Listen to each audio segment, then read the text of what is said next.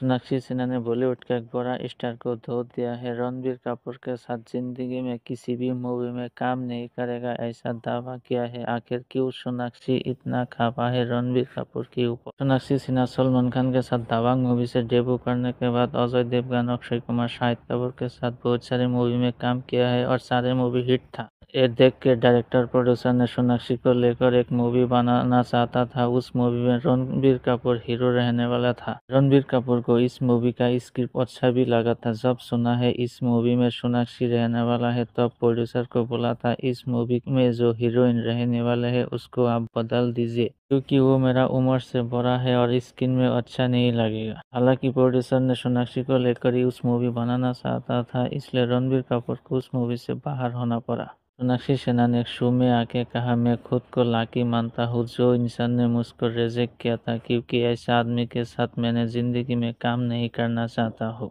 Actress ने किसी का नाम मेंशन नहीं किया है, लेकिन जो हिंट्स दिया है उससे पता चलता है रणबीर कपूर ही ने उसको रिजेक्ट किया था।